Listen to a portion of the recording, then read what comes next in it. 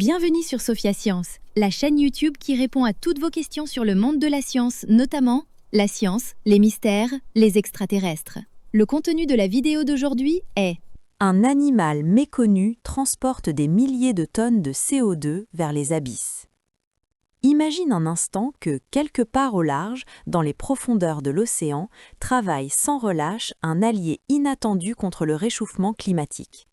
Pas une machine, pas une technologie futuriste, mais un organisme marin étrange, presque invisible pour le grand public. Son nom, Salpa aspera. À première vue, la salpe ressemble à une petite méduse transparente, fragile, presque insignifiante.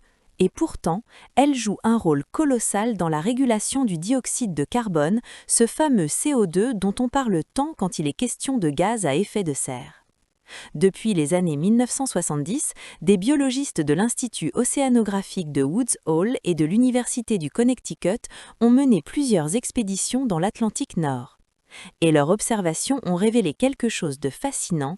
Chaque jour, ces salpes sont capables de transporter des tonnes de carbone depuis la surface de l'océan jusqu'aux profondeurs marines. En clair, elles aident à empêcher le CO2 de retourner dans l'atmosphère, là où il contribue au réchauffement de la planète. Pour comprendre leur rôle, il faut d'abord parler de l'océan. Les océans agissent un peu comme une immense éponge à carbone. Ils absorbent une grande partie du CO2 présent dans l'air, y compris celui que nous produisons en brûlant du pétrole, du charbon ou du gaz. À la surface, là où la lumière du soleil pénètre, le plancton, de minuscules plantes marines, utilise ce CO2 pour grandir, un peu comme les plantes de nos jardins utilisent le dioxyde de carbone pour pousser. Ensuite, toute une chaîne alimentaire se met en place.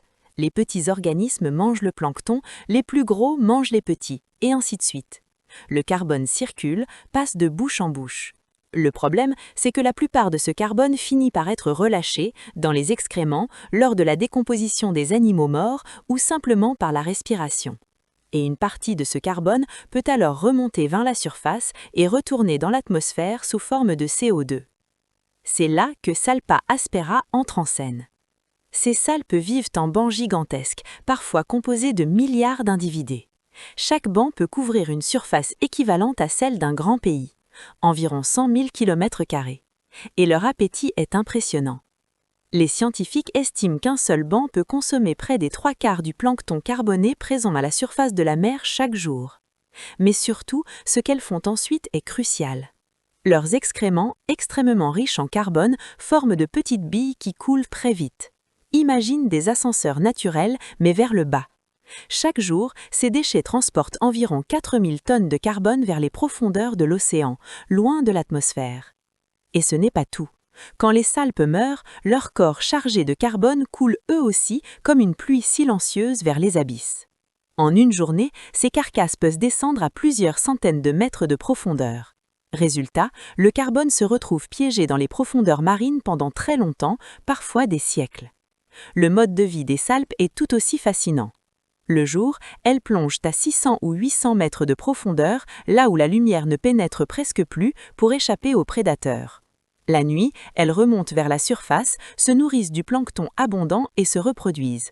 Un peu comme si elles travaillaient de nuit, discrètement, pour nettoyer l'océan du carbone en excès. On retrouve ces salpes un peu partout sur la planète, au large de l'Australie, de la Nouvelle-Zélande, du Japon, de l'Afrique du Sud, du sud-est des États-Unis, en Méditerranée occidentale, dans l'Atlantique Nord et Sud. Elles sont là, silencieuses, transparentes, mais terriblement efficaces. Alors la prochaine fois que tu penseras au changement climatique, souviens-toi de ceci. Pendant que nous débattons, calculons et cherchons des solutions, des milliards de petites salpes descendent chaque jour le carbone au fond de l'océan. Sans bruit, sans reconnaissance, mais avec un impact immense. Laissez vos questions dans les commentaires ci-dessous et Sophia Science fera de son mieux pour y répondre. Merci d'avoir regardé et à la prochaine!